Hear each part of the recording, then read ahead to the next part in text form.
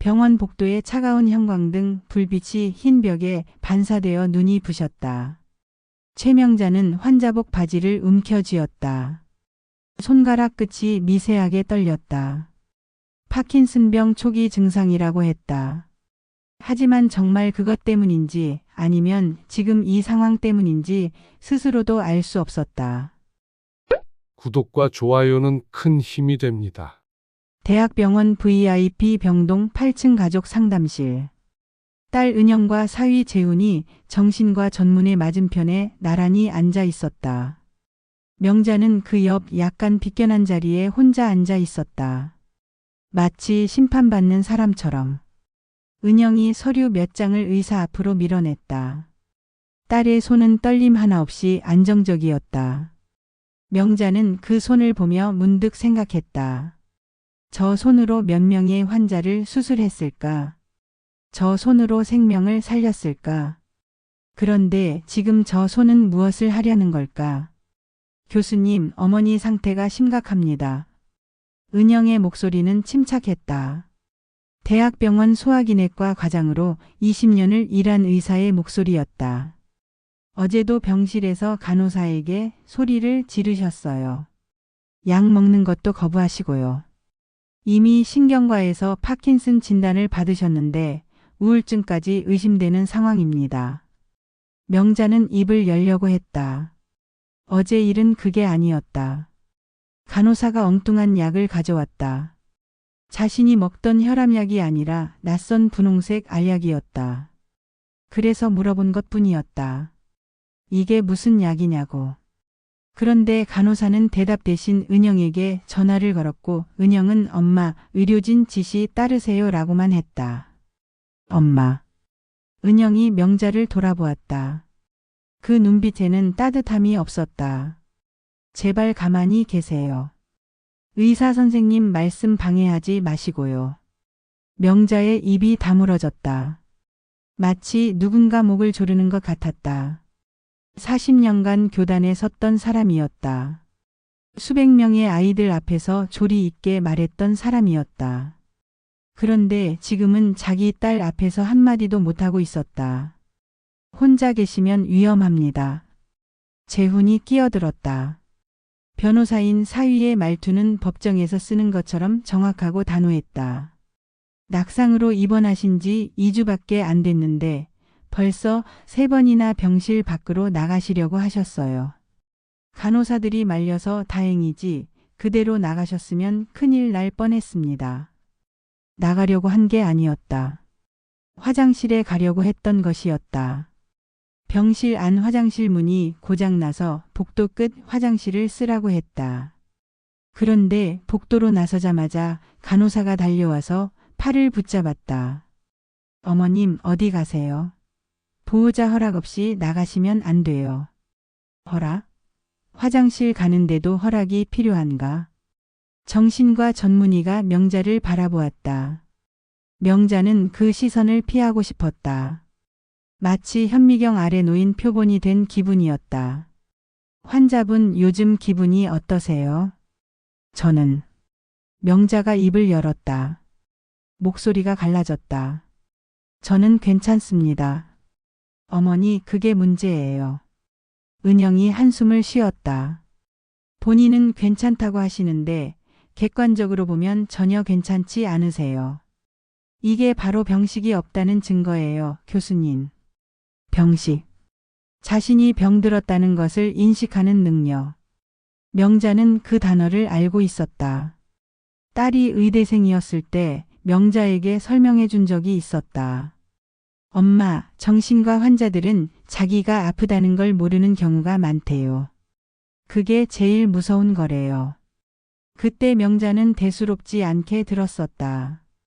그런데 지금 그 단어가 자신에게 적용되고 있었다. 요양병원 전원이 필요해 보입니다. 정신과 전문의가 차트에 뭔가를 적었다. 여기서는 급성기 치료만 가능하고 장기 요양은 전문시설에서 하는 게 환자분께도 좋습니다. 교수님 이미 알아봤어요. 재훈이 또 다른 서류를 꺼냈다. 분당에 좋은 요양병원이 있습니다. 시설도 깨끗하고 의료진도 충분하고요. 계약금도 이미 넣어뒀습니다. 명자의 머릿속이 하얘졌다. 계약금? 언제? 누가? 자기 동의도 없이? 잠깐만요. 명자가 일어서려고 했다. 하지만 다리에 힘이 없었다. 의자 팔걸이를 짚고 간신히 몸을 일으켰다. 나는 요양병원 가기 싫어요. 집에 갈 거예요. 엄마. 은영의 목소리가 날카로워졌다. 엄마 혼자 어떻게 집에서 지내세요? 약도 제대로 못 챙겨 드시잖아요. 밥도 안 드시고요. 이번에 넘어진 것도 집에서잖아요. 맞는 말이었다. 2주 전 명자는 집 화장실에서 넘어졌다. 물기를 닦지 않은 바닥에 미끄러져서 왼쪽 고관절이 부러질 뻔했다. 다행히 골절은 아니었지만 심한 타박상이었다. 은영이 응급실로 데려왔고 그대로 입원했다. 이틀만 있다 퇴원하는 줄 알았다. 그런데 2주가 지났다. 검사를 더 해봐야 한다고 하셨잖아요. 명자가 말했다. MRI도 찍고 뇌 검사도 하고. 그런데 왜 갑자기 요양병원 얘기를? 그 검사 결과 나왔어요. 은영이 차갑게 말했다. 파킨슨병 초기예요. 혼자 생활하기 어려워요. 파킨슨병. 명자는 그 진단을 일주일 전에 들었다. 신경과 전문의가 태블릿으로 뇌 사진을 보여주며 설명했다. 여기 보이시죠? 도파민 분비가 감소되어 있습니다. 초기 단계라 약물 치료로 충분히 관리 가능합니다. 초기라고 했다. 관리 가능하다고 했다. 그런데 왜 지금은 요양병원에 가야 한다는 걸까? 교수님, 솔직히 말씀드리면요. 재훈이 몸을 앞으로 기울였다. 어머님 혼자 사는 집이 강남인데 집값이 꽤 나가요. 15억 정도 되거든요. 그런데 어머님이 이 상태로 혼자 계시면 솔직히 재산 관리도 안 되고. 재훈. 은영이 사위를 제지했다. 하지만 너무 늦었다. 명자는 들었다. 15억. 재산 관리. 그 단어들이 귓속에서 울렸다. 제 말은 그게 아니라. 재훈이 당황한 듯 말을 얼버무렸다. 안전이 최우선이라는 거죠. 어머님 건강이 최우선이고요. 명자는 그들을 바라보았다. 딸과 사위. 명자가 평생 사랑하고 믿었던 사람들. 은영은 명자의 외동딸이었다. 남편이 일찍 죽고 명자는 혼자서 은영을 키웠다. 교장 월급으로는 빠듯했지만 과외를 하고 방학 때 학원 강사를 하면서 은영의 학비를 댔다. 은영이 의대에 합격했을 때 명자는 기뻐서 울었다. 드디어 딸이 성공했다고. 이제 딸은 편하게 살 수 있다고. 재훈과의 결혼도 명자가 찬성했다. 변호사라니 얼마나 좋은가. 의사와 변호사 부부. 명자는 자랑스러웠다. 친구들에게 말할 때마다 어깨가 으쓱했다. 우리 사위가 변호사예요. 그런데 지금 그 사위가 명자의 재산 얘기를 하고 있었다. 상담은 30분 만에 끝났다. 정신과 전문의는 보호자 판단에 맡기겠다고 했다. 보호자. 명자가 아니라 은영이. 명자는 더 이상 자기 일을 결정할 수 있는 사람이 아니었다. 환자였다. 보호받아야 할 대상이었다. 병실로 돌아오는 복도가 끝없이 길었다. 은영이 명자의 팔을 잡았다. 엄마 화내지 마세요. 다 엄마 위해서 하는 거예요. 명자는 대답하지 않았다. 팔을 빼려고 했지만 은영의 소나기가 강했다. 의사의 손. 환자를 다루는 손. 병실 문이 열렸다. 4인실이었지만 다른 환자는 없었다. VIP 병동이라고 했지만 명자에게는 그냥 감옥 같았다. 창문은 열리지 않았다. 안전을 위해서라고 했다. 문에는 손잡이가 안쪽에만 있었다. 환자가 함부로 나가지 못하게. 엄마 좀 쉬세요. 저녁에 다시 올게요. 은영이 나가려다 멈춰섰다. 참 엄마. 오늘 손님 오시면 안 받으세요. 피곤하시잖아요. 무슨 손님? 아무도 안 와요. 그냥 만약 누가 오면요. 은영이 문을 닫았다. 찰칵. 자물쇠가 잠기는 소리가 들렸다. 밖에서 명자는 침대에 앉았다. 시계를 보았다. 오후 2시. 점심을 먹었지만 배가 고프지 않았다. 목이 메었다. 울고 싶었지만 눈물이 나오지 않았다. 나이가 들면 눈물샘도 마르는 걸까? 창밖으로 가을 하늘이 보였다. 맑고 푸른 하늘. 명자는 문득 40년 전이 떠올랐다. 초등학교 교사로 첫 발령을 받던 날. 서울 변두리 낡은 학교. 교실마다 학생들이 넘쳐났던 시절. 명자는 5학년 일반 담임이었다. 52명의 아이들. 그 중에는 결손 가정 아이들도 많았다. 아버지가 없는 아이, 어머니가 아픈 아이, 할머니 손에 자라는 아이. 명자는 그 아이들을 친자식처럼 돌봤다. 점심 못 먹고 오는 아이에게는 자기 도시락을 나눠줬다. 공책이 없는 아이에게는 월급에서 사줬다. 겨울에 코트가 없는 아이에게는 자기가 입던 외투를 줄여서 입혔다. 그렇게 20년을 일했다. 교감이 되고 교장이 되었다. 은영은 그 시절을 기억할까? 엄마가 늦게 퇴근하고 주말에도 학교에 가고 방학 때도 연수를 다니던 시절을. 은영은 학원 끝나고 학교로 와서 교장실 소파에서 숙제를 했다. 엄마 언제 가? 조금만 기다려. 엄마 일 끝나면. 그때 명자는 생각했다. 조금만 참으면 된다고. 은영이 크면, 은영이 성공하면 그때는 함께 있을 수 있다고.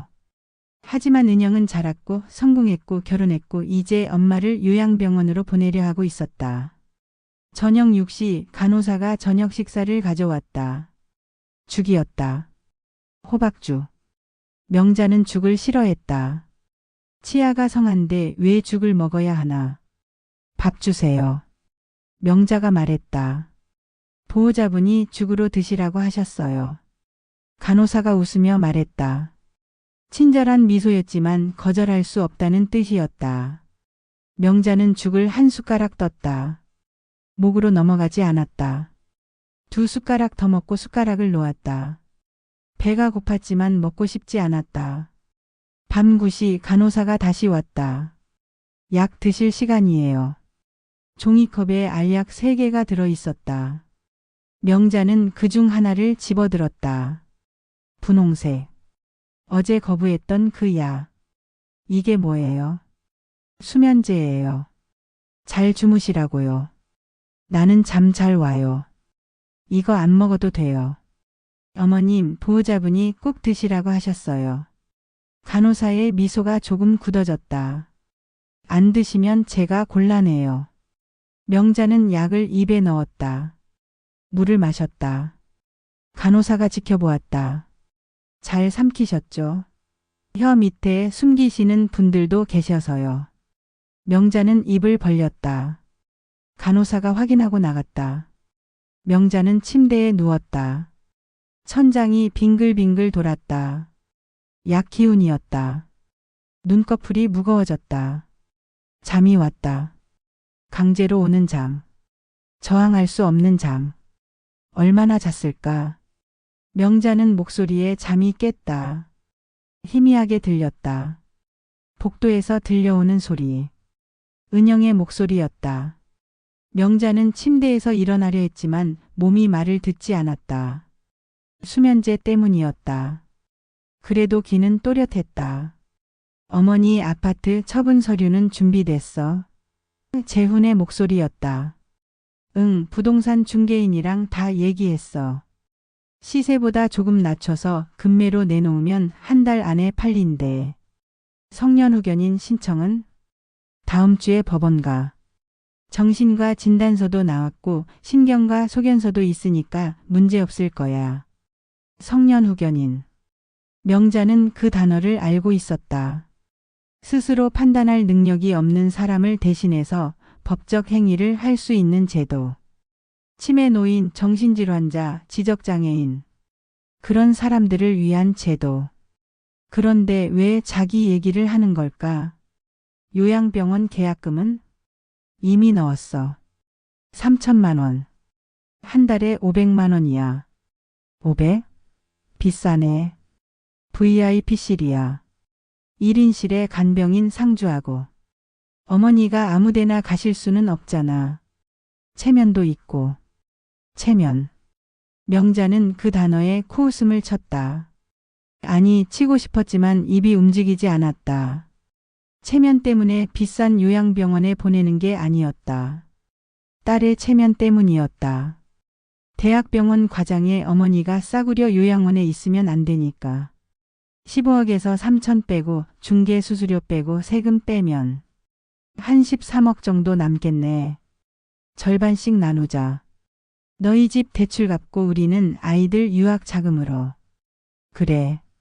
어차피 어머니는 요양병원에서 평생 지내실 거고 돈도 필요 없으시잖아. 평생. 명자의 가슴이 철렁 내려앉았다. 평생이라고 했다. 2주 입원이 아니었다. 한 달도 아니었다. 평생이었다. 죽을 때까지 요양병원에 가둬두겠다는 얘기였다. 그나저나 어머니가 눈치챈 것 같지 않아? 아니, 약 먹고 계속 주무시던데. 어제도 오늘도. 수면제 농도 좀 높여달라고 했어. 혹시 나중에 문제되면 어떡해? 무슨 문제? 의료진 판단이야. 환자에게 필요한 약물 치료. 다 기록으로 남아있어. 법적으로 하자 없어. 발소리가 멀어졌다. 복도 끝으로. 명자는 눈을 떴다. 천장이 흐릿하게 보였다. 눈물 때문인지 약 때문인지 알 수 없었다. 머릿속이 복잡했다. 아니, 복잡한 게 아니라 명확했다. 너무나 명확했다. 딸이 자신을 배신하고 있었다. 재산을 탈취하려고 했다. 요양병원이라는 이름의 감옥에 가두려고 했다. 평생. 죽을 때까지. 명자는 천천히 일어났다. 몸이 무거웠지만 정신은 또렷해지기 시작했다. 40년 교직 생활에서 단련된 무언가가 깨어나고 있었다. 위기 상황에서 냉정함을 유지하는 법. 학부모 민원, 교육청 감사, 교내 폭력 사건.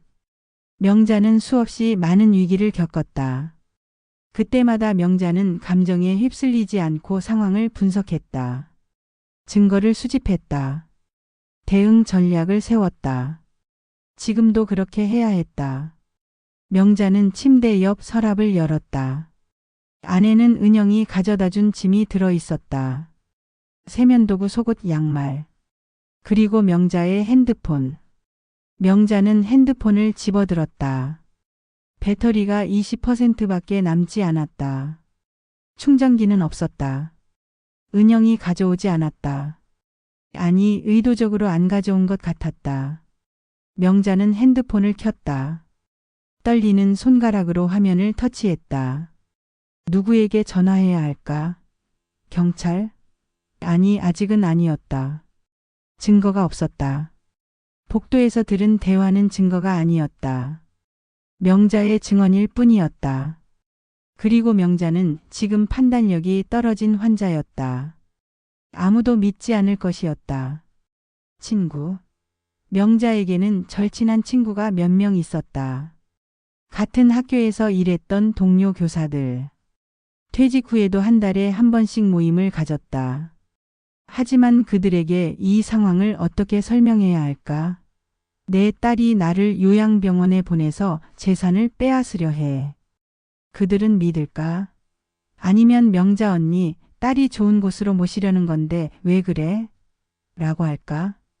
명자는 연락처를 천천히 내렸다. 이름들이 지나갔다. 대부분 옛 동료들이었다. 제자들도 몇 명 있었다. 그중 한 이름에서 손가락이 멈췄다. 박준여. 명자의 첫 제자 중 한 명이었다. 명자가 초임 교사였을 때 5학년 일반 학생.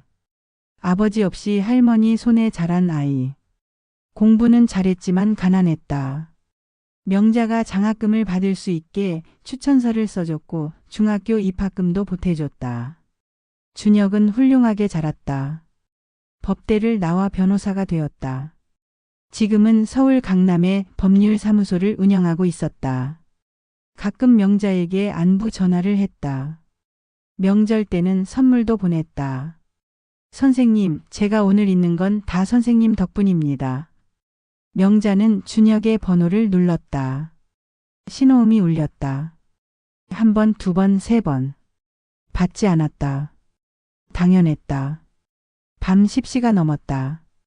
게다가 요즘 젊은 사람들은 모르는 번호에는 전화를 받지 않았다. 명자는 문자를 보냈다. 준혁아, 선생님이야. 급한 일이 있어서 연락했어. 시간 되면 전화 좀 해줄래? 전송. 메시지가 나갔다. 명자는 핸드폰을 이불 밑에 숨겼다. 간호사가 들어와서 핸드폰을 쓰는 걸 보면 빼앗아 갈 것 같았다. 명자는 다시 누웠다. 눈을 감았다. 약 기운이 다시 올라왔다. 하지만 이번에는 저항했다. 잠들면 안 됐다. 깨어 있어야 했다.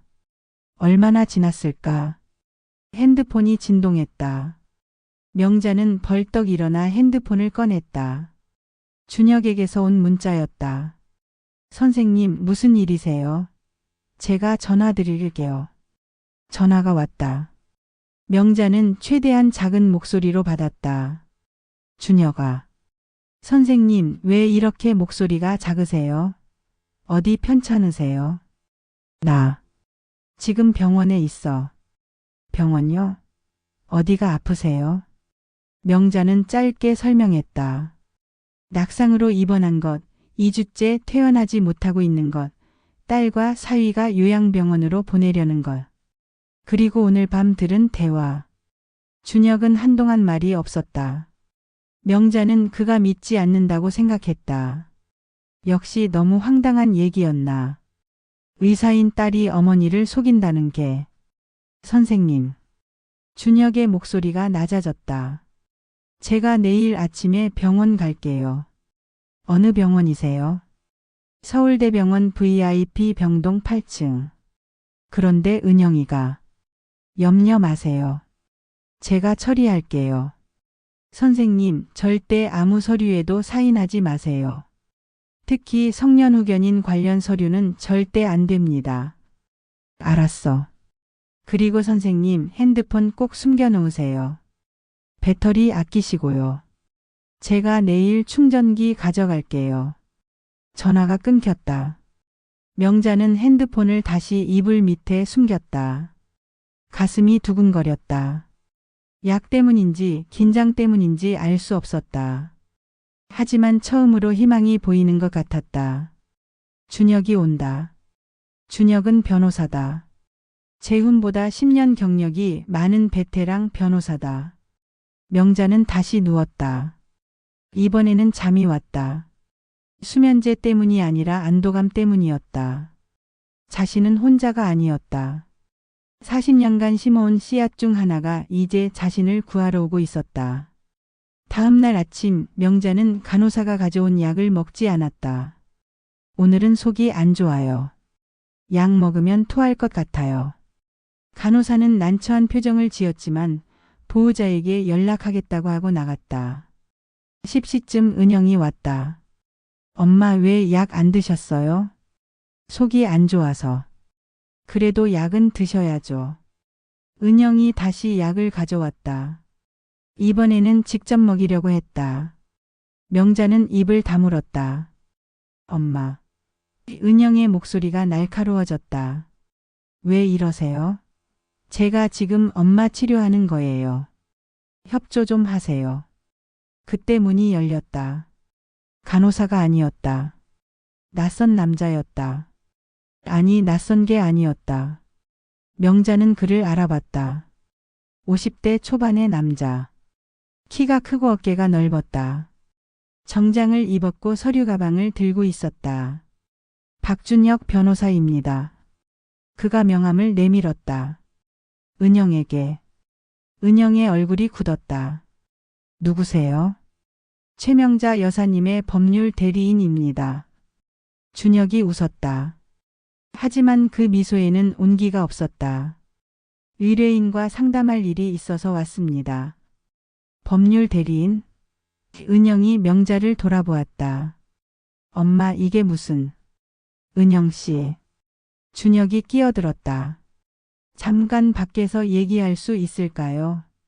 의뢰인의 법적 권리에 대해 설명드릴 게 있습니다.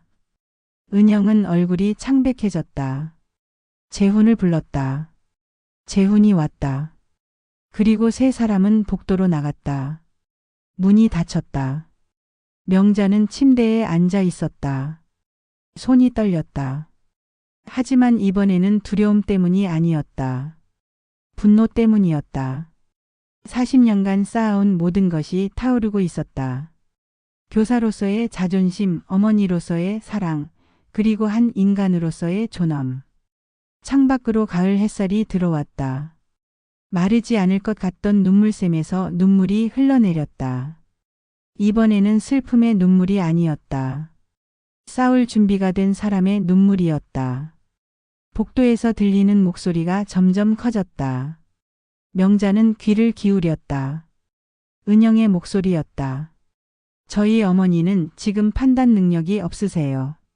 무슨 변호사를 부른다는 게. 이것 자체가 망상 증세예요.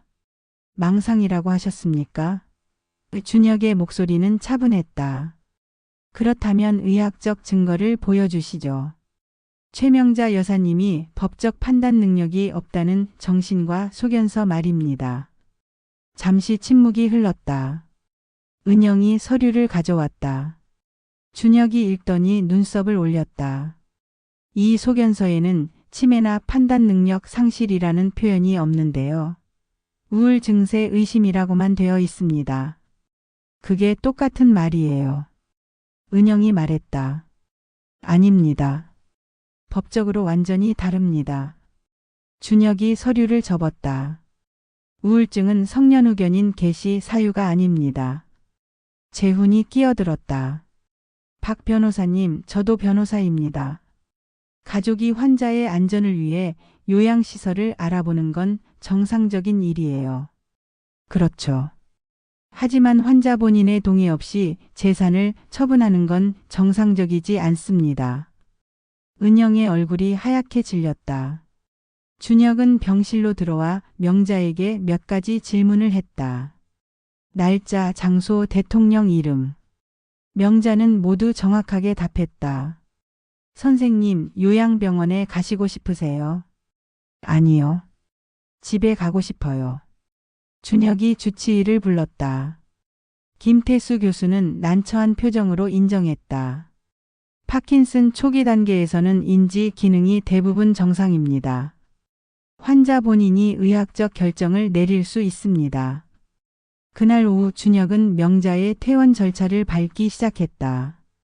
은영이 반대했지만 원칙은 원칙이었다. 환자가 원하고 의학적으로 문제가 없다면 퇴원 가능했다. 최 과장. 김태수가 조심스럽게 말했다. 이건 법적으로 문제가 될 수 있어요. 퇴원은 다음 날 아침으로 정해졌다. 준혁은 그날 밤 병실 밖에서 명자를 지켰다. 밤 11시쯤 간호사가 수면제를 들고 왔지만 준혁이 막았다. 환자분이 수면제를 거부하셨습니다. 다음 날 아침 명자는 퇴원 서류에 사인했다. 2주 만에 환자복을 벗고 준혁이 가져온 평상복을 입었다. 병실 문을 나서는데 은영이 서 있었다. 엄마. 명자는 말없이 지나쳤다. 은영이 팔을 잡았다. 엄마, 제발. 저 진짜 엄마 위해서 한 거예요. 손 놓고. 은영아, 너한테 기회는 있었어. 처음부터 정직하게 말할 수 있었어. 하지만 너는 나를 속였어. 택시를 타고 집에 도착했다. 30년 된 강남 아파트. 명자는 현관문을 열고 거실에 섰다. 2주 동안 비어 있던 집. 조용했다. 너무 조용했다. 준혁이 말했다. 선생님, 제가 간병인을 구하겠습니다. 신뢰할 수 있는 분으로요. 얼마나 들어? 제가 알아서 하겠습니다. 안 돼. 내가 낼게. 내 돈으로. 저녁 때 은영에게서 전화가 왔다. 명자는 받지 않았다. 문자가 쏟아졌다. 엄마 미안해요. 엄마 제발 전화 좀 받아요. 명자는 핸드폰을 무음으로 바꿨다. 다음 날 모르는 번호에서 전화가 왔다. 최명자 선생님이십니까? 저는 서울시 강남구청 사회복지과 김민수 주무관입니다. 선생님 따님께서 어르신 독거 상태에 대해 신고하셨는데요. 명자의 손이 얼었다. 은영이 구청에 신고한 것이었다. 준혁에게 연락했고 준혁은 다음날 함께 있겠다고 했다. 구청 공무원이 와서 질문했다. 명자는 또렷하게 답했다. 집안은 깨끗했다. 특별히 문제는 없어 보입니다. 공무원이 돌아갔다. 하지만 은영의 공격은 계속됐다.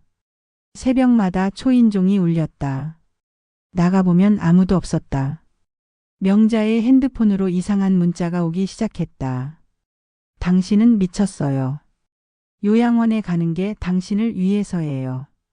하루에 10통씩. 준혁이 사설 경비를 고용했다. 그리고 조사 결과를 가져왔다.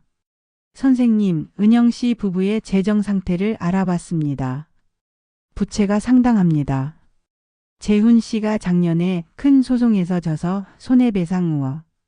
은영 씨도 의료사고 소송이 진행 중인데 10억을 청구받고 있어요.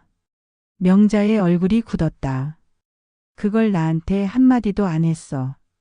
그래서 선생님 재산이 필요했던 겁니다. 일주일 후 더 충격적인 일이 벌어졌다. 명자의 옛 동료들에게 익명 이메일이 갔다. 최명자 씨가 치매에 걸렸습니다. 도움을 거부하고 있습니다. 설득 좀 해주세요. 명자는 동료들에게 일일이 전화해서 해명해야 했다. 그리고 결정타가 왔다.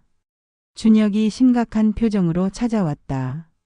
선생님, 은영 씨가 법원에 성년후견인 신청을 했습니다. 정신과 진단서와 신경과 소견서를 첨부해서요. 명자의 가슴이 철렁 내려앉았다. 그럼 어떻게 돼? 법원 신문이 있을 겁니다. 선생님이 직접 출석해서 본인의 의사를 밝히셔야 해요. 선생님, 우리는 이길 수 있어요. 준혁이 명자의 손을 잡았다. 제가 독립적인 정신과 전문의를 알아보겠습니다. 이틀 후 명자는 정재민 원장의 정신과 의원을 찾았다. 2시간 동안 검사를 받았다. 인지기능 검사, 우울증 척도 심리평가. 검사가 끝난 후 정재민이 말했다. 최 선생님은 매우 정상적입니다. 성년후견인이 필요한 상태가 전혀 아닙니다. 명자는 가슴이 뜨거워졌다. 이길 수 있을까요? 충분히 이기실 수 있습니다. 제가 법정의 증인으로 서겠습니다. 집으로 돌아오는 택시 안에서 명자는 울었다. 안도의 눈물이었다. 자신이 미치지 않았다는 것. 하지만 괴롭힘은 멈추지 않았다. 어느 날 밤 경비원이 준혁에게 보고했다. 은영이 집 앞에 와서 라이터를 꺼냈다고. 준혁이 명자에게 말했다. 선생님, 유언장을 작성하시는 게 좋겠습니다. 만약의 경우를 대비해서요. 명자는 고개를 끄덕였다. 일주일 후 공증사무소에서 유언장을 작성했다.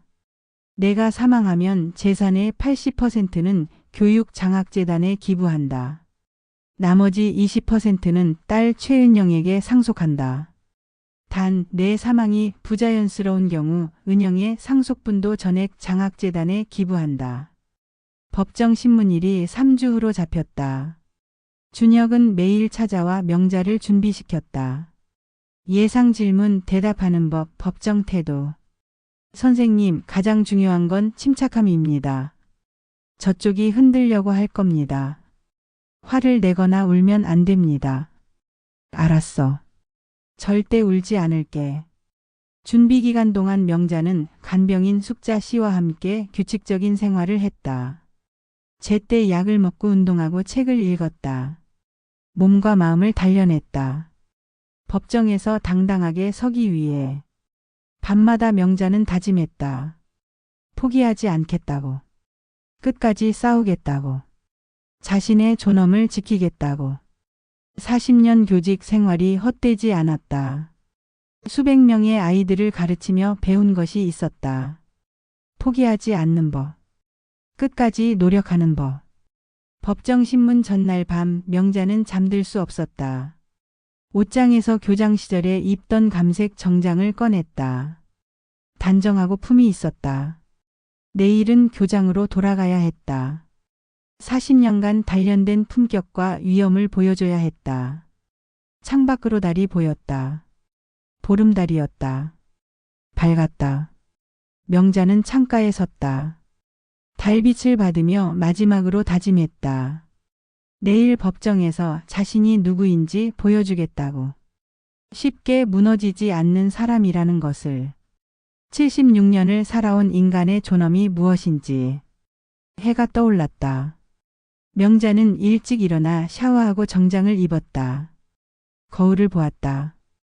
교장 최명자가 돌아왔다. 수백 명을 이끌었던 그 사람. 준혁이 아침 9시에 왔다. 선생님, 준비되셨습니까? 응. 명자가 고개를 끄덕였다. 목소리는 단단했다. 법원으로 가는 차 안에서 명자는 창밖을 보며 생각했다. 오늘 모든 것이 결정된다. 자유냐 감금이냐. 존엄이냐 굴욕이냐.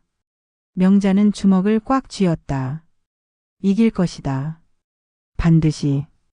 법정신문일은 3주 후로 잡혔다. 준혁은 매일 명자를 찾아와 준비를 도왔다. 예상 질문들 대답하는 법, 법정에서의 태도. 명자는 학생처럼 공부했다. 메모하고 연습하고 반복했다. 선생님, 가장 중요한 건 침착함입니다. 준혁이 말했다. 은영 씨 측 변호사가 선생님을 흔들려고 할 겁니다. 화를 내거나 울면 안 됩니다. 그게 바로 저쪽이 원하는 거예요. 정서적으로 불안정하다는 증거로 쓸 테니까요. 알았어. 절대 울지 않을게. 명자가 다짐했다. 하지만 준비 기간은 순탄하지 않았다.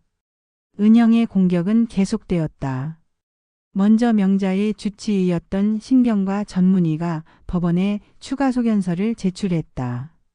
환자의 파킨슨병이 예상보다 빠르게 진행되고 있으며 향후 인지 기능 저하가 우려된다는 내용이었다.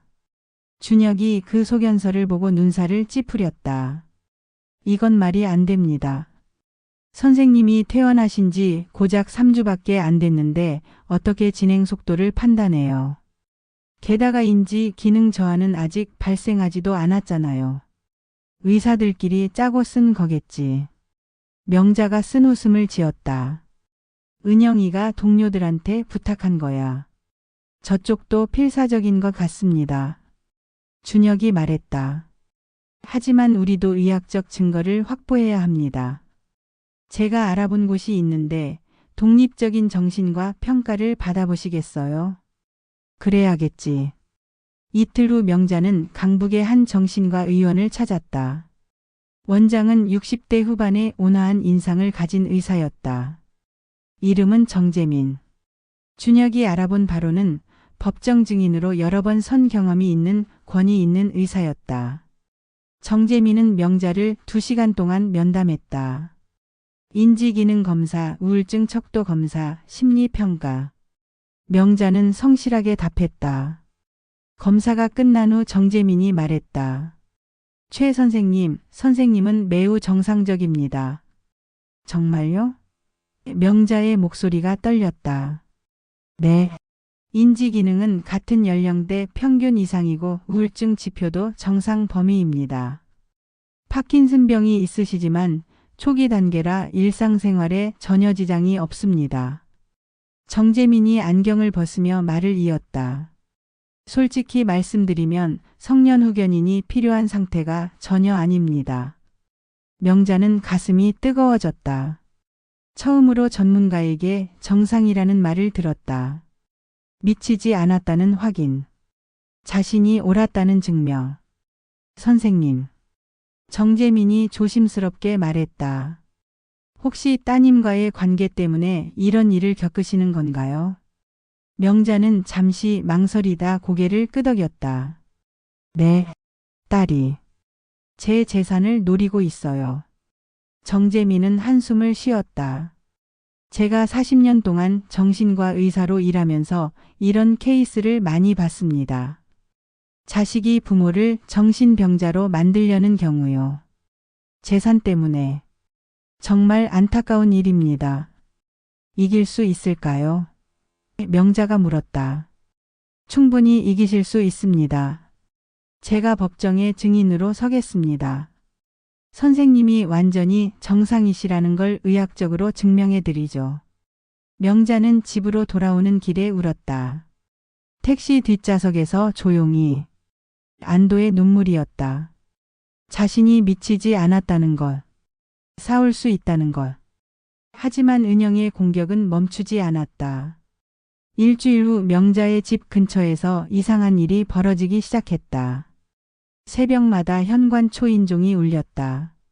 나가보면 아무도 없었다. CCTV를 확인했지만 범인은 보이지 않았다. 모자를 깊이 눌러 쓴 사람이 초인종을 누르고 재빨리 도망가는 모습만 보였다. 누가 저러는 거야? 명자가 불안해했다. 숙자 씨가 걱정스럽게 말했다. 어르신, 혹시 누가 일부러 괴롭히는 거 아닐까요? 명자는 알고 있었다. 은영이었다. 아니면 은영이 시킨 누군가였다. 명자를 불안하게 만들어서 정신적으로 흔들려는 것이었다. 법정에서 불안정한 모습을 보이게 하려는. 준혁에게 알렸다. 준혁은 즉시 사설 경비를 고용했다. 밤에 집 앞을 지키는 경비원. 그러자 초인종 장난은 멈췄다. 하지만 다른 방식의 괴롭힘이 시작됐다. 명자의 핸드폰으로 이상한 문자가 오기 시작했다. 당신은 미쳤어요. 요양원에 가는 게 당신을 위해서예요. 자식한테 맞서면 천벌 받아요. 하루에 10통씩. 발신자는 항상 달랐다. 차단해도 또 다른 번호로 왔다. 명자는 참았다. 문자를 지우지 않고 모두 저장했다. 증거로 쓸 수 있을 것 같았다. 준혁이 경찰에 신고했지만 경찰은 발신자 추적이 어렵다며 미온적으로 대응했다. 은영 씨가 직접 보낸 게 아니라 대행업체를 쓴 것 같습니다. 준혁이 분석했다. 인터넷에 그런 서비스가 있어요. 돈 주고 누군가를 괴롭히는. 내 딸이 그런 짓까지 해? 명자는 믿기지 않았다. 하지만 현실이었다. 법정신문 일주일 전 더 충격적인 일이 벌어졌다. 명자의 옛 동료들에게 이메일이 갔다. 발신자는 익명이었지만 내용은 명확했다. 최명자 씨가 치매에 걸렸습니다. 혼자 집에서 위험한 상태인데 도움을 거부하고 있습니다. 주변에서 설득 좀 해주세요. 순이가 당황해서 전화했다.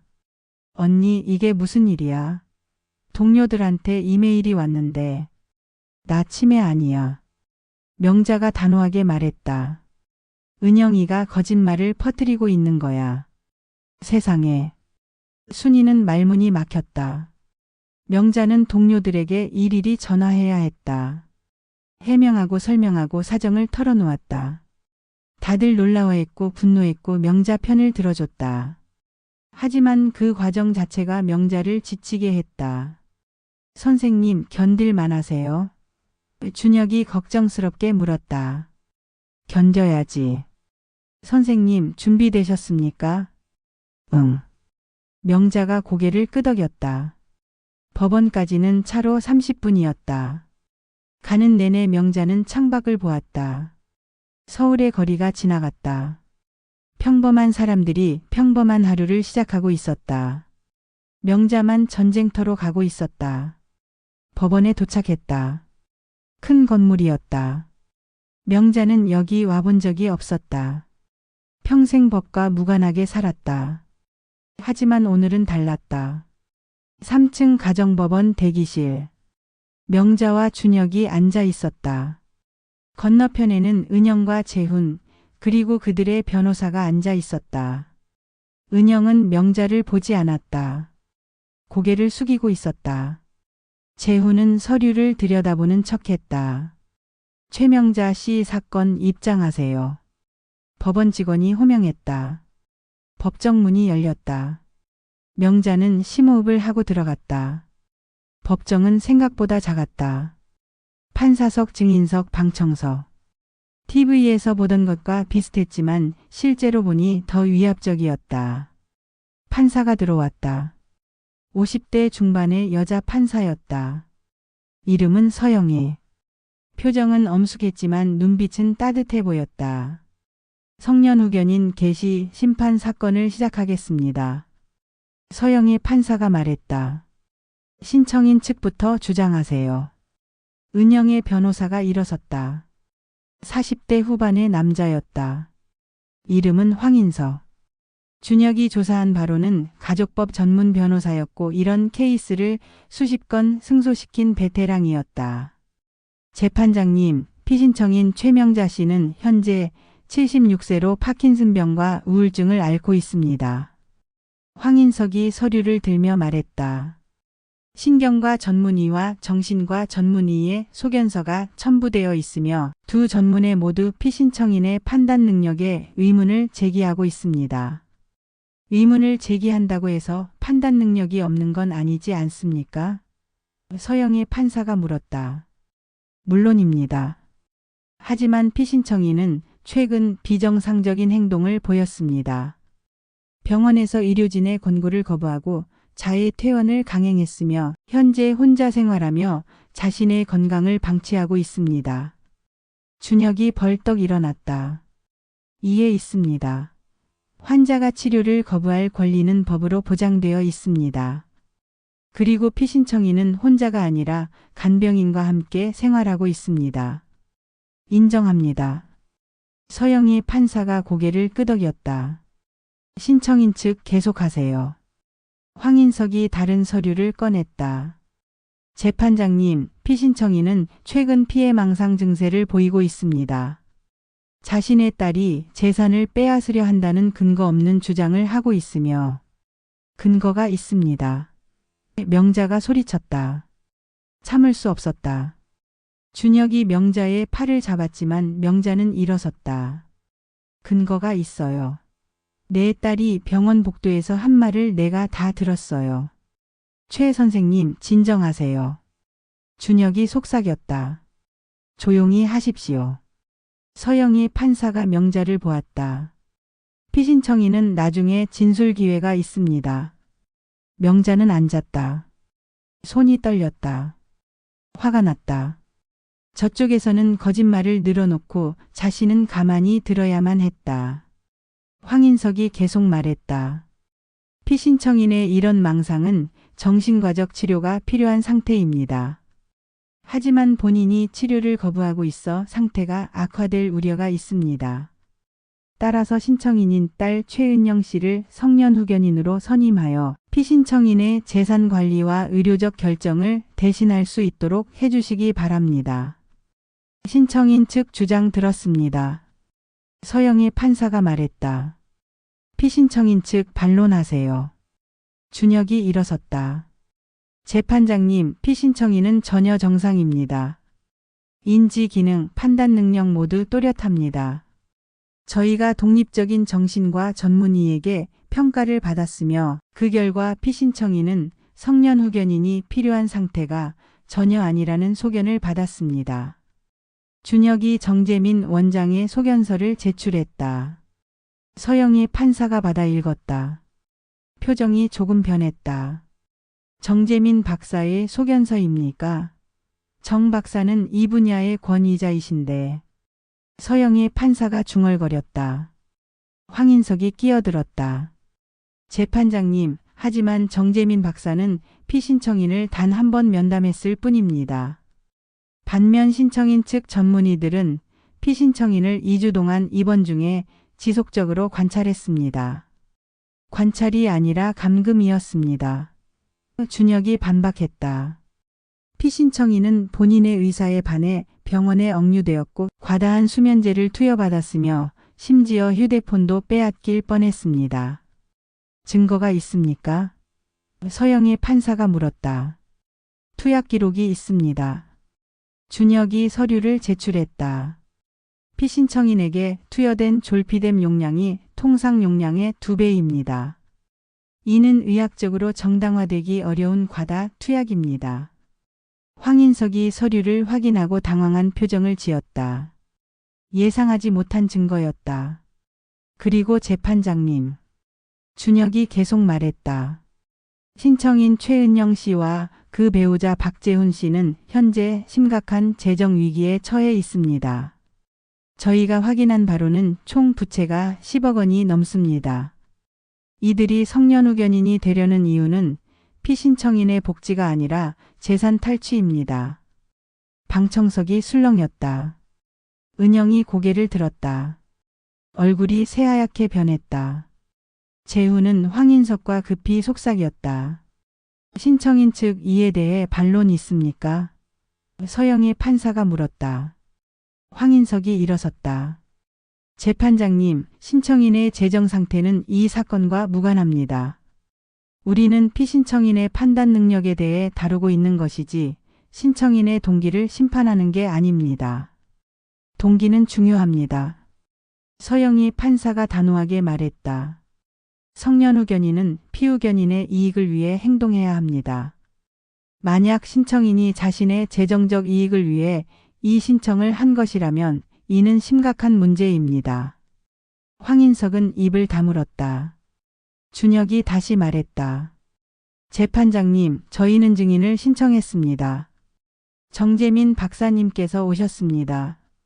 정재민이 증인석에 섰다. 선서를 하고 자리에 앉았다. 준혁이 질문했다. 박사님, 피신청인 최명자 씨를 평가하신 결과를 말씀해 주시겠습니까? 네. 최명자 씨는 인지 기능이 매우 정상적입니다. 정재민이 또렷하게 말했다. MMSE 검사 결과 30점 만점에 28점, 같은 연령대 평균 이상입니다. 우울증 척도도 정상 범위이며 현실 인식 능력, 판단력, 의사결정 능력 모두 손상되지 않았습니다. 그렇다면 성년후견인이 필요한 상태입니까? 전혀 아닙니다. 최명자 씨는 완전히 자립적으로 생활할 수 있으며 자신의 재산과 의료적 결정을 스스로 할 수 있는 능력이 충분합니다. 황인석이 일어났다. 박사님, 하지만 피신청인이 피해망상을 보인다는 점은 어떻게 설명하시겠습니까? 피해망상이 아닙니다. 정재민이 단호하게 말했다. 만약 실제로 누군가 해를 입히려 한다면 그것은 망상이 아니라 정확한 현실 인식입니다. 방청석에서 웃음이 터졌다. 서영이 판사가 방망이를 두드렸다. 조용히 하십시오. 황인석이 다시 물었다. 하지만 박사님은 피신청인을 단 한 번만 만나셨지 않습니까? 그렇습니다. 하지만 한 번의 심층 평가로도 충분히 판단할 수 있습니다. 저는 40년간 이런 평가를 수천 건 해왔습니다. 황인석은 더 이상 질문하지 못했다. 정재민은 증인석에서 내려왔다. 피신청인 직접 진술하시겠습니까? 서영이 판사가 명자에게 물었다. 명자는 일어섰다. 다리가 떨렸다. 하지만 목소리는 또렷했다. 재판장님, 저는 미치지 않았습니다. 제 딸이 저를 병원에 가두고 제 재산을 빼앗으려 했습니다. 저는 그것을 막으려는 것뿐입니다. 구체적으로 설명해 주시겠습니까? 서영의 판사가 말했다. 명자는 모든 것을 설명했다. 병원에서 들은 대화, 성년후견인 신청 계획, 아파트 처분 얘기. 말하는 동안 은영을 보지 않았다. 볼 수 없었다. 피신청인은 어떻게 그 대화를 들었습니까? 서영의 판사가 물었다. 밤에 복도에서요. 제가 침대에 누워 있었는데 딸과 사위가 복도에서 얘기하는 소리가 들렸어요. 증거가 있습니까? 제 증언이 증거입니다. 명자가 말했다. 저는 40년 동안 교사로 일했습니다. 거짓말을 하는 사람이 아닙니다. 서영이 판사는 잠시 생각하더니 은영을 보았다. 신청인, 피신청인의 주장에 대해 해명하시겠습니까? 은영이 떨리는 목소리로 일어섰다. 재판장님, 저는 어머니를 위해서 한 일입니다. 어머니께서 혼자 계시면 위험해서. 위험하다는 의학적 증거가 있습니까? 서영이 판사가 날카롭게 물었다. 파킨슨병이 있으시고. 파킨슨병 초기는 일상생활에 지장이 없습니다. 신청인도 의사시니 아시지 않습니까? 은영은 말문이 막혔다. 재훈이 벌떡 일어나 말했다. 재판장님, 저희는 장모님을 사랑합니다. 단지 안전을 위해. 앉으세요. 서영이 판사가 차갑게 말했다. 신청인이 아니신 분은 발언권이 없습니다. 재훈이 앉았다. 얼굴이 붉어졌다. 황인석이 급히 뭔가를 속삭였다. 서영이 판사가 서류를 다시 검토했다. 법정은 조용했다. 시계 소리만 들렸다. 명자는 손을 꽉 쥐었다. 손바닥에서 땀이 났다. 판단을 내리기 전에 한 가지 더 확인하겠습니다.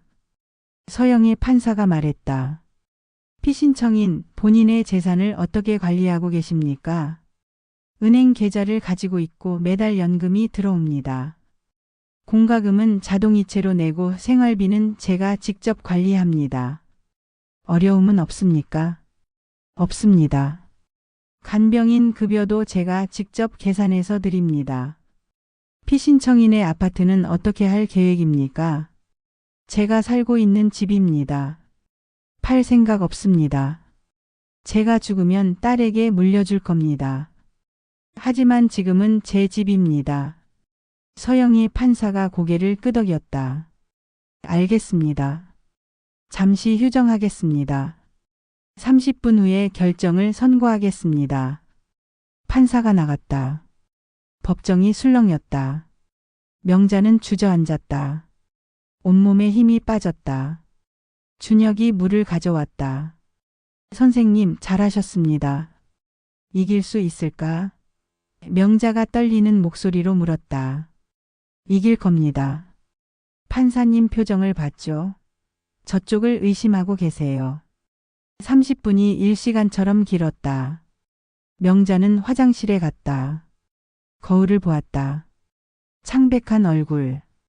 땀에 젖은 이마. 이게 자신의 모습인가? 법정으로 돌아왔다. 사람들이 자리에 앉았다. 판사가 들어왔다. 모두 일어섰다. 성년후견인 개시 심판 사건에 대한 결정을 선고하겠습니다. 서영이 판사가 서류를 읽었다. 명자는 숨을 참았다. 신청을 기각합니다. 명자의 가슴이 터질 것 같았다. 기각. 이겼다. 이긴 것이다. 피신청인 최명자 씨는 성년후견인이 필요한 상태가 아니라고 판단됩니다. 인지 기능, 판단 능력 모두 정상이며 자립적 생활이 가능합니다. 신청인이 제출한 의학적 증거는 불충분하며 오히려 신청인의 동기에 의문이 제기됩니다. 은영이 고개를 떨구었다. 울고 있었다. 하지만 명자는 동정심을 느끼지 못했다. 다만 피신청인의 건강 상태를 고려하여 6개월 후 재평가를 권고합니다. 이상 선고를 마칩니다. 축하드립니다, 선생님. 고마워, 준혁아. 명자가 준혁의 손을 잡았다. 내가 아니었으면. 선생님이 잘하신 겁니다. 선생님의 존엄이 승리한 겁니다. 은영이 복도 끝에 서 있었다. 재훈이 은영을 부축했다. 은영이 명자를 보았다. 눈빛이 복잡했다. 미안함, 분노, 슬픔이 뒤섞여 있었다. 명자는 은영에게 다가갔다. 은영이 움찔했다. 엄마. 은영아. 명자가 조용히 말했다. 너는 졌어. 그리고 나는 너를 용서하지 않을 거야. 엄마 제발. 내 말 아직 안 끝났어. 명자의 목소리가 단단해졌다. 하지만 너는 여전히 내 딸이야. 그래서 마지막 기회를 줄게. 다시는 내 앞에 나타나지 마. 내가 죽으면 그때 와. 장례식에. 그리고 유산을 받아가. 그게 너한테 줄 수 있는 마지막이야. 은영이 주저앉아 울었다. 명자는 돌아섰다. 더 이상 보고 싶지 않았다. 법원을 나와 햇살 아래 섰다. 가을 하늘이 너무 맑았다. 명자는 하늘을 올려다보았다. 구름 한 점 없었다. 선생님, 집으로 가실까요? 준혁이 물었다. 아니. 명자가 고개를 저었다. 공원에 가고 싶어. 한강공원. 한강공원은 고요했다. 평일 오후라 사람이 많지 않았다. 명자는 벤치에 앉아 강을 바라봤다. 물이 반짝였다. 햇살을 받아. 준혁아. 명자가 말했다. 나 이제 괜찮을까? 네, 선생님. 법적으로는 끝났습니다. 법적으로는. 명자가 중얼거렸다. 하지만 마음은? 준혁은 대답하지 못했다. 명자도 답을 알고 있었다. 마음의 상처는 법정에서 치유되지 않았다. 딸을 잃은 슬픔은 승소로 사라지지 않았다. 선생님. 준혁이 조심스럽게 말했다. 하지만 선생님은 자유를 지키셨습니다. 존엄을 지키셨습니다. 그게 가장 중요한 겁니다. 집으로 가는 길 명자는 창밖을 보며 생각했다. 이제 뭘 해야 할까? 남은 인생을 어떻게 살아야 할까? 그때 핸드폰이 울렸다. 모르는 번호였다. 명자는 받았다. 여보세요? 최명자 선생님이십니까? 낯선 여자 목소리였다. 네, 그런데요. 저는 KBS 시사 프로그램 PD 이지연입니다. 선생님 이야기를 취재하고 싶은데요. 명자는 놀라 준혁을 보았다. 준혁도 의아한 표정을 지었다. 무슨 이야기요? 성년 후견인 제도 악용 사례요. 선생님 사건이 알려지면서 저희가 관심을 갖게 됐습니다. 비슷한 피해를 당하는 어르신들이 많거든요. 선생님 사례를 방송하면 많은 분들에게 도움이 될 것 같습니다. 명자는 잠시 망설였다. 방송? 자신의 이야기를 세상에 알리는 것? 생각해보고 연락드리겠습니다. 명자가 말했다.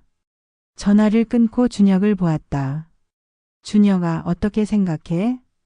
선생님께서 결정하실 일입니다. 하지만 준혁이 조심스럽게 말했다. 선생님의 이야기가 다른 분들에게 용기를 줄 수 있을 것 같습니다. 준혁아. 명자가 결심한 듯 말했다. 그 PD한테 연락해줘. 내 이야기를 하겠다고. 준혁이 미소 지었다. 알겠습니다, 선생님. 집에 도착했다. 현관문을 열었다. 숙자 씨가 저녁을 준비하고 있었다. 어르신 오셨어요? 어떻게 됐어요? 이겼어요. 명자가 웃었다. 오랜만에 진심으로 웃었다. 어머, 정말요? 축하드려요. 숙자 씨가 손뼉을 쳤다. 명자는 거실 소파에 앉았다. 피곤했지만 마음은 편했다. 싸웠고 이겼고 살아남았다. 하지만 명자는 아직 몰랐다. 이건 시작일 뿐이라는 것을. 더 큰 파도가 오고 있다는 것을. 은영은 쉽게 포기하지 않을 것이었다. 10억의 빚을 가진 사람들은 절박했다. 그리고 절박한 사람들은 위험했다. 밤이 깊어갔다. 명자는 잠들기 전 창밖을 보았다. 달이 떠 있었다. 보름달은 아니었지만 밝았다. 그 달빛 아래 누군가 명자의 집을 지켜보고 있다는 것을 명자는 알지 못했다. 어둠 속에서 빛나는 두 눈. 증오로 가득한 눈. 은영의 눈이었다. 방송 촬영은 일주일 후였다. 이지연 PD가 집으로 왔다. 30대 중반의 날카로워 보이는 여자였다. 카메라맨과 작가를 데려왔다. 선생님, 편하게 말씀하시면 됩니다. 이지연이 말했다. 저희가 궁금한 건 선생님이 겪으신 일, 그리고 어떻게 이겨내셨는지예요. 명자는 카메라 앞에 앉았다. 떨렸다. 하지만 40년 교단 경험이 있었다. 수백 명 학생 앞에서 말했던 사람이었다. 심호흡을 하고 시작했다. 저는 평범한 은퇴교사입니다. 40년을 아이들을 가르치며 살았고 외동딸을 키우며 혼자 살아왔습니다. 명자의 목소리는 침착했다. 그런데 제 딸이 저를 정신병자로 만들어서 재산을 빼앗으려 했습니다. 카메라가 클로즈업 됐다. 명자는 모든 것을 털어놓았다. 병원에 갇혔던 일, 과다 투약, 성년후견인 신청, 법정 싸움. 말하는 동안 눈물이 났지만 참았다. 울면 안 됐다. 약한 모습을 보이면 안 됐다. 촬영이 끝난 후 이지연이 말했다. 선생님, 용기 있으신 분이세요. 이런 이야기를 공개하는 게 쉽지 않으셨을 텐데. 숨기고 싶었어요. 명자가 솔직하게 말했다. 창피하고 부끄러웠어요. 하지만 저처럼 당하는 사람이 또 있다면 도움이 되고 싶었어요. 많은 도움이 될 겁니다. 이런 사례가 생각보다 많거든요. 하지만 대부분 숨기죠. 가족 문제니까. 방송은 2주 후에 나갔다. 명자는 집에서 TV를 켰다. 숙자 씨와 준혁이 함께 있었다. 화면에 명자의 얼굴이 나왔다. 낯설었다. 저게 자신인가? 프로그램은 40분짜리였다. 명자의 사례를 중심으로 성년후견인 제도의 문제점을 다뤘다. 전문가 인터뷰, 비슷한 피해 사례, 법률 해설. 명자는 화면을 보며 울었다. 자신만 당한 게 아니었다. 수백 명이 같은 고통을 겪고 있었다. 방송이 끝나자 핸드폰이 폭발했다. 문자가 쏟아졌다. 옛 동료들, 제자들, 심지어 모르는 사람들까지. 선생님, 봤어요. 너무 속상했어요. 응원합니다. 용기에 감동했어요. 다음 날 인터넷 기사가 쏟아졌다. 은퇴교사, 딸의 재산 탈취 시도 폭로, 성년후견인 제도 악용 심각, 효도는 죽었나. 댓글이 수천 개 달렸다. 대부분 명자를 응원했다. 하지만 일부는 달랐다. 자식을 방송에서 욕하는 게 옳은가? 뭔가 사연이 더 있을 것 같다. 은영의 병원에도 여파가 미쳤다. 환자들이 은영을 피하기 시작했다. 저 의사 어머니한테 그런 짓 한 사람이래. 소문은 빨랐다. 병원 측은 당황했다. 은영을 불러 경위를 물었다. 과장님, 이게 사실입니까? 병원장이 물었다. 60대 후반의 엄격한 인상을 가진 남자였다. 원장님, 저는. 은영의 목소리가 떨렸다. 제 어머니가 오해하신 겁니다. 저는 정말 어머니를 위해서. 방송에서 투약 기록까지 나왔습니다. 과다 투약. 이건 의료 윤리 위반 아닙니까? 그건 제가 처방한 게 아니라. 하지만 당신이 주치의 아들이었던 분에게 부탁한 거 아닙니까? 소문이 다 돌고 있어요. 은영은 입을 다물었다. 변명할 수 없었다. 병원장이 한숨을 쉬었다. 과장님, 휴직하시는 게 좋겠습니다. 당분간. 원장님, 사태가 진정될 때까지만이라도. 환자들이 불안해하고 있어요. 다른 의료진들도 눈치를 보고요. 은영은 병원을 나왔다. 휴직. 사실상 쫓겨난 것이었다. 20년을 일한 병원에서. 주차장에서 차에 올라 울었다. 모든 것이 무너지고 있었다. 집에 돌아오니 재훈이 소파에 앉아 있었다. TV를 보고 있었다. 뉴스였다. 명자 이야기가 또 나왔다. 봤어? 재훈이 TV를 껐다. 내 어머니 방송 때문에 우리 완전히 망했어. 나도 알아. 은영이 주저앉았다. 병원에서 휴직 당했어. 뭐? 재훈이 벌떡 일어났다. 휴직? 그럼 월급은? 없어. 세상에. 재훈이 머리를 감싸 쥐었다. 우리 이달 카드값만 500만 원인데 다음 달 대출 이자는 어떻게 갚아? 몰라. 은영이 소리쳤다. 나도 모른다고. 둘은 말다툼을 했다. 서로 탓했다. 내가 처음부터 이상한 방법을 쓰지 말고 당신이 빚을 그렇게 만들지 않았으면. 그날 밤 재훈은 술을 마셨다. 취해서 말했다. 장모님한테 다시 찾아가봐. 사정해봐. 지금이라도 용서를 빌면. 소용없어. 은영이 고개를 저었다. 엄마는 결심했어. 나를 끊어낸다고. 그럼 우리 어떻게? 파산해? 애들 학비는? 은영은 대답하지 못했다. 답이 없었다. 며칠 후 더 큰 재앙이 왔다. 은영이 관련된 의료사고 소송에서 원고 승소 판결이 났다. 배상금 8억. 은영 개인이 배상해야 했다. 병원 책임이 아니라 은영의 과실이라는 판결이었다. 8억? 은영은 판결문을 보며 멍했다. 8억을 어디서 구해? 재훈의 법률사무소도 파산 직전이었다. 작년 폐소 사건의 배상금 5억을 아직 다 갚지 못했다. 여기에 은영의 8억까지. 총 13억의 빚. 집을 팔아야 해. 재훈이 말했다. 우리 집. 집을 팔아도 모자라. 은영이 계산기를 두드렸다. 우리 집이 7억인데 대출 3억 남았잖아. 팔아봤자 4억밖에 안 남아. 둘은 절망에 빠졌다. 출구가 없었다. 그때 재훈이 위험한 생각을 했다. 장모님 집을. 뭐? 은영이 재훈을 보았다. 장모님 집을 팔면 돼. 15억이잖아. 우리가 상속받으면. 엄마가 아직 살아계신데 무슨 상속? 그러니까. 재훈이 말을 얼버무렸다. 하지만 은영은 알아챘다. 재훈이 무슨 생각을 하는지. 미쳤어? 은영이 소리쳤다. 지금 뭐라고 한 거야? 아니, 그게 아니라.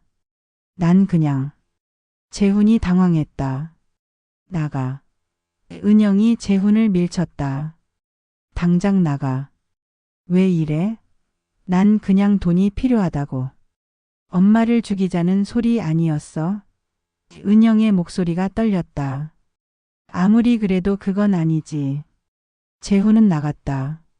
문이 쾅 닫혔다. 은영은 주저앉아 울었다. 자신들이 얼마나 타락했는지 깨달았다. 돈 때문에, 빚 때문에, 이제는 살인까지 생각하게 됐다. 하지만 절박함은 계속됐다. 채권자들이 독촉했다. 전화가 하루에 수십 통 왔다. 언제 갚으실 겁니까? 이번 주까지 안 들어오면 법적 조치 취하겠습니다. 은영은 점점 몰렸다. 잠을 못 잤다. 밥을 못 먹었다. 거울을 보니 괴물 같았다. 눈 밑에 다크서클, 야윈 얼굴, 헝클어진 머리. 어느 날 밤 은영은 명자의 집 앞에 섰다. 마지막으로 한 번만 더 만나고 싶었다. 사정하고 싶었다. 엄마, 제발 도와주세요. 8억만. 아니, 5억만이라도. 하지만 현관 초인종을 누를 용기가 나지 않았다. 명자가 거절할 게 뻔했다. 아니, 문도 안 열어줄 것이었다. 은영은 돌아서려다 창문을 보았다. 거실 불이 켜져 있었다. 커튼 사이로 명자의 모습이 보였다. 소파에 앉아 책을 읽고 있었다. 평화로워 보였다. 행복해 보였다. 은영은 가슴이 찢어지는 것 같았다. 엄마는 저렇게 평온한데 자신은 지옥에 있었다. 이게 공평한가? 은영이 모든 걸 잃는데 명자는 아무것도 잃지 않았다. 분노가 치밀었다. 원망이 솟았다. 왜 엄마는 도와주지 않는가? 피를 나눈 사이인데. 딸이 무너지는 걸 보고만 있는가? 은영은 주머니에서 뭔가를 꺼냈다. 라이터였다. 담배를 끊은 지 오래였지만 라이터는 가지고 다녔다. 습관처럼. 라이터를 켜고 껐다. 켜고 껐다. 위험한 생각이 머릿속을 스쳤다. 만약 집에 불이 나면, 만약 엄마가 그 안에 있으면, 그러면. 은영은 고개를 세차게 저었다. 아니다. 그건 안 된다. 아무리 그래도 그건 안 된다. 은영은 라이터를 주머니에 넣고 뛰어갔다. 그 자리를 벗어나야 했다. 더 있으면 정말 미친 짓을 할 것 같았다. 하지만 은영은 몰랐다. 자신을 지켜보는 눈이 있다는 것을. 경비원이었다. 준혁이 고용한 경비원. 그는 은영의 모든 행동을 봤다. 라이터를 꺼내는 모습까지. 그리고 즉시 준혁에게 보고했다. 다음 날 준혁이 명자를 찾았다. 표정이 심각했다. 선생님, 어젯밤에 은영 씨가 집 앞에 왔었습니다. 뭐? 명자가 놀랐다. 경비원이 봤습니다. 그리고 라이터를 꺼냈다고 합니다. 명자의 얼굴이 굳었다. 설마. 경찰에 신고하는 게 좋겠습니다. 혹시 모릅니다. 하지만 라이터를 꺼낸 게 범죄는 아니잖아. 선생님. 준혁이 심각하게 말했다. 은영 씨는 지금 극도로 절박한 상태입니다. 의료사고 배상금 8억, 남편 비도. 집도 팔아야 하는 상황입니다. 절박한 사람은 위험합니다. 명자는 창밖을 보았다. 은영이 정말 그런 짓을 할까? 자기 엄마를 해칠까? 아니, 믿고 싶지 않았다. 하지만 확신할 수 없었다. 일단 경계를 강화하겠습니다. 준혁이 말했다. 그리고 선생님, 유언장을 작성하시는 게 좋겠습니다. 유언장. 만약의 경우를 대비해서요. 선생님께 무슨 일이 생기면 재산이 은영 씨에게 갑니다. 그걸 막아야 합니다. 명자는 고개를 끄덕였다. 알았어. 유언장 쓸게. 일주일 후 명자는 공증사무소에서 유언장을 작성했다. 내용은 간단했다. 내가 사망하면 재산의 80%는 교육장학재단에 기부한다. 나머지 20%는 딸 최은영에게 상속한다. 단 내 사망이 부자연스러운 경우 은영의 상속분도 전액 장학재단에 기부한다. 명자는 유언장에 서명했다. 이것이 마지막 방어선이었다. 은영이 자신을 해치려 해도 소용없게 만드는. 하지만 운명은 예상치 못한 방향으로 흘렀다. 그날 밤 은영의 집에 불이 났다. 원인은 누전이었다. 은영과 재우는 간신히 탈출했지만 집은 전소됐다. 모든 것을 잃었다. 다음 날 명자는 뉴스에서 그 소식을 들었다. 강남구 아파트 화재, 다행히 인명피해는 없어. 은영의 집 주소였다. 명자는 복잡한 감정에 휩싸였다. 은영이 집을 잃었다. 딸이 길거리에 나앉았다. 그런데 왜 동정심이 들지 않을까? 왜 안도감마저 느껴질까? 준혁이 전화했다. 선생님 들으셨죠? 응. 들었어. 은영 씨가 선생님께 연락할 것 같습니다. 돈을 달라고. 안 줄 거야. 명자의 목소리는 단호했다. 잘 생각하셨습니다. 그날 저녁 예상대로 은영이 전화했다. 명자는 받지 않았다. 다시 걸려왔다. 또 받지 않았다. 문자가 왔다. 엄마 제발. 우리 집 타버렸어. 갈 곳이 없어. 도와줘. 명자는 문자를 읽고 지웠다. 마음이 흔들리면 안 됐다. 이건 은영이 스스로 만든 결과였다. 명자 탓이 아니었다. 다음 날 은영이 직접 찾아왔다. 초인종을 눌렀다. 명자는 인터폰으로 은영을 봤다. 초췌했다. 머리는 헝클어졌고 옷은 그을음으로 더러웠다. 엄마 나야. 문 좀 열어줘. 명자는 인터폰을 껐다. 은영이 계속 초인종을 눌렀다. 쉬지 않고. 경비원이 와서 은영을 말렸다. 부인 그만하세요. 주민이 신고하시면 곤란해요. 이건 제 엄마 집이에요. 문 열어달라는데 왜 못 열어요? 어르신께서 원하지 않으세요. 은영은 주저앉아 울었다. 복도에서. 명자는 커튼 뒤에서 그 모습을 봤다. 가슴이 아팠다. 하지만 문을 열지 않았다. 열면 안 됐다. 한 번 열면 다시 시작될 것이었다. 은영의 조종이, 협박이, 눈물 공세가. 은영은 1시간을 울다가 갔다. 명자는 소파에 앉아 멍하니 있었다. 숙자 씨가 차를 가져왔다. 어르신 괜찮으세요? 괜찮아요. 명자가 대답했다. 하지만 목소리는 떨렸다. 그날 밤 명자는 꿈을 꿨다. 어린 은영이 나왔다. 엄마 나 좀 도와줘. 명자는 꿈속에서도 고개를 저었다. 안 돼. 너 스스로 해결해야 해. 은영이 울었다. 엄마는 나를 사랑하지 않아. 명자는 대답했다. 사랑한다. 하지만 내가 날 사랑하지 않잖니. 꿈에서 깨어났다. 베개가 눈물로 젖어 있었다. 한 달이 지났다. 은영의 소식이 간간이 들렸다. 파산 신청을 했다고. 병원에서 정식으로 해고됐다고. 재혼과 이혼 소송 중이라고. 아이들은 친정엄마가 맡았다고. 명자는 그 소식을 들을 때마다 마음이 무거웠다. 하지만 후회하지 않았다. 자신이 잘못한 게 아니었다. 은영이 선택한 길이었다. 어느 날 옛 동료 순이가 찾아왔다. 언니 은영이 소식 들었어? 대충. 병원에서도 잘렸고 남편하고도 이혼한대. 완전히 망했어. 명자는 차를 마셨다. 아무 말도 하지 않았다. 언니 그래도 딸인데. 너무한 거 아니야? 명자가 순이를 보았다.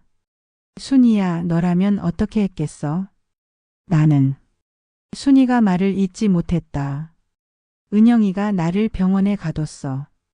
약을 먹였어. 정신병자로 만들려고 했어. 내 집을 팔려고 했고. 그래도 용서해야 해? 왜? 딸이니까. 순이는 고개를 숙였다. 그건 아니지만. 피를 나눴다고 해서 모든 게 용서되는 건 아니야. 명자의 목소리는 단단했다. 나도 존엄이 있어. 나도 인간이야. 순이는 더 이상 말하지 못했다. 명자가 옳았다. 누가 뭐래도 명자가 옳았다. 그날 밤 명자는 서재에서 옛날 일기장을 꺼냈다. 은영이 어렸을 때 쓴 일기. 명자가 보관하고 있던 것. 펼쳐 읽었다. 오늘 엄마가 소풍 도시락을 싸줬다. 제일 맛있었다. 친구들이 다 부러워했다. 우리 엄마 최고. 엄마가 아파서 학교를 못 갔다. 걱정됐다. 빨리 나으셨으면 좋겠다. 엄마 생일. 용돈을 모아서 카네이션을 샀다. 엄마가 너무 좋아하셨다. 나도 기뻤다. 명자는 일기장을 덮었다. 그때의 은영은 어디로 갔을까? 언제부터 변한 걸까? 아니 어쩌면 변한 게 아닐지도 몰랐다. 그때도 은영은 이기적이었을지도. 다만 명자가 보지 못했을 뿐. 보고 싶지 않았을 뿐. 겨울이 왔다. 첫눈이 내렸다. 명자는 창가에 서서 눈을 봤다. 하얗게 쌓이는 눈. 모든 것을 덮는 눈. 준혁이 찾아왔다. 선생님, 좋은 소식 있습니다. 뭔데? 선생님 방송 이후로 성년후견인 제도 개선 논의가 시작됐대요. 국회에서 악용 사례를 막기 위한 법안을 준비 중이래요. 명자는 미소 지었다. 정말? 네. 선생님의 용기가 세상을 바꾸고 있습니다. 명자는 창밖을 다시 보았다. 눈이 그쳤다. 하늘이 개고 있었다. 해가 나왔다. 눈 위에 반사되어 부시게 빛났다. 준혁아. 명자가 말했다. 나 장학재단 만들고 싶어. 장학재단요? 응. 내 재산으로. 가난한 아이들 공부시키는. 내가 교사였을 때 그런 아이들 많이 봤어. 똑똑한데 돈이 없어서 포기하는 아이들. 그 아이들 도와주고 싶어. 좋은 생각입니다. 준혁이 환하게 웃었다. 제가 도와드리겠습니다. 그날부터 명자는 새로운 프로젝트를 시작했다. 장학재단 설립. 준혁이 법률 처리를 맡았고 명자는 운영 방식을 구상했다. 누구에게 장학금을 줄 것인가? 얼마씩 줄 것인가? 어떤 기준으로 선발할 것인가? 명자는 바빠졌다. 오랜만에 목표가 생겼다. 의미 있는 일을 하고 있다는 느낌이 들었다. 봄이 왔다. 장학재단이 정식으로 출범했다. 이름은 희망의 씨앗 장학재단. 명자가 직접 지은 이름이었다. 첫 해에 10명의 학생에게 장학금을 줬다. 가난하지만 공부를 포기하지 않는 아이들. 장학금 수여식 날 명자는 아이들을 만났다. 반짝이는 눈빛을 가진 아이들. 꿈을 가진 아이들. 명자는 한 명 한 명과 악수했다. 열심히 공부해. 너희가 이 나라의 미래야. 아이들이 감사합니다 하고 고개를 숙였다. 명자는 그 모습을 보며 울었다. 행복한 눈물이었다. 자신의 인생이 헛되지 않았다는 확신이 들었다. 수여식이 끝나고 한 학생이 다가왔다. 고등학교 3학년 여학생이었다. 할머니, 저 할머니 덕분에 대학 갈 수 있어요. 정말 감사해요. 아니야, 내가 노력한 거지. 명자가 여학생의 손을 잡았다. 앞으로도 열심히 해. 네, 저 나중에 할머니처럼 훌륭한 사람이 될게요. 명자는 그 말에 가슴이 뜨거워졌다. 은영에게서 듣지 못한 말이었다.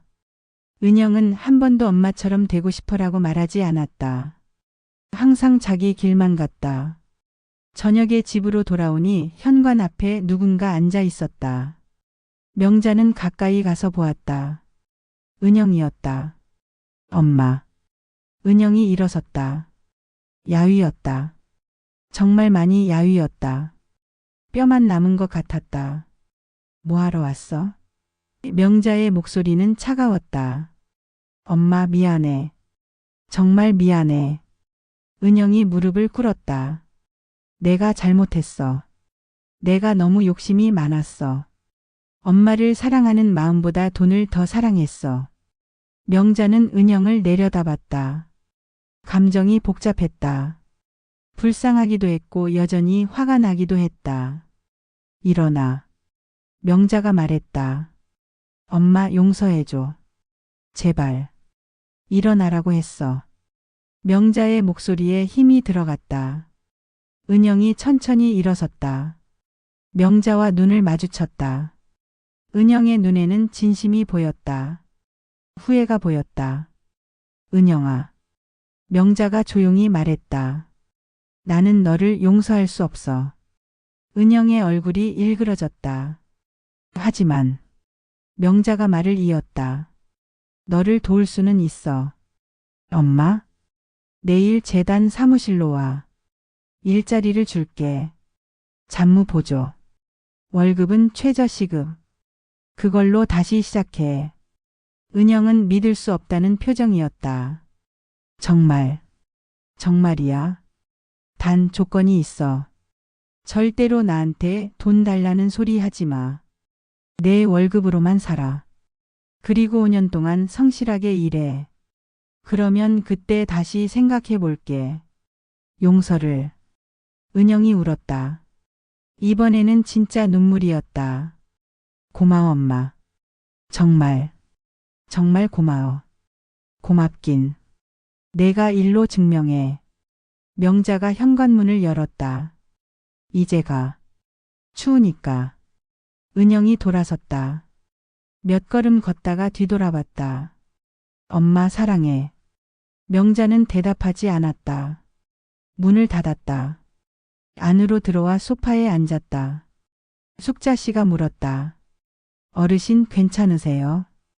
괜찮아요. 명자가 웃었다. 이제야 진짜 괜찮아요.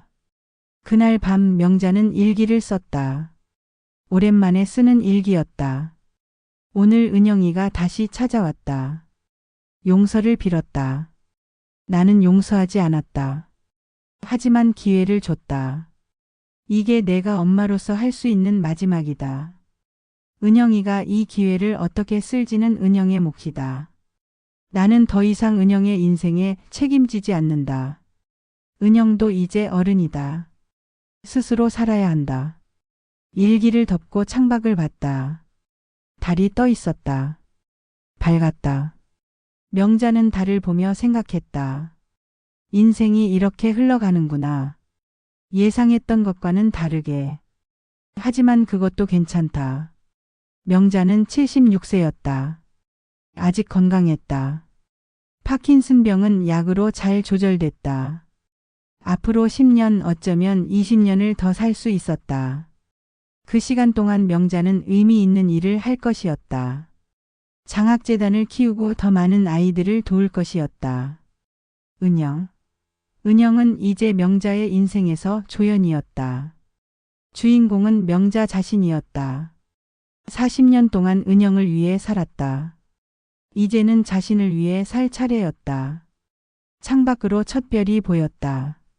명자는 어릴 적 배운 노래를 흥얼거렸다. 반짝반짝 작은 별. 그 별빛처럼 명자도 누군가에게 빛이 되고 싶었다. 어둠 속에서 길을 잃은 아이들에게. 그리고 명자는 알았다. 자신이 이미 그런 존재가 되었다는 것을. 방송을 본 수많은 노인들에게. 법원에서 싸우는 용기를 얻은 사람들에게. 장학금을 받은 아이들에게. 황혼은 끝이 아니었다. 새로운 시작이었다.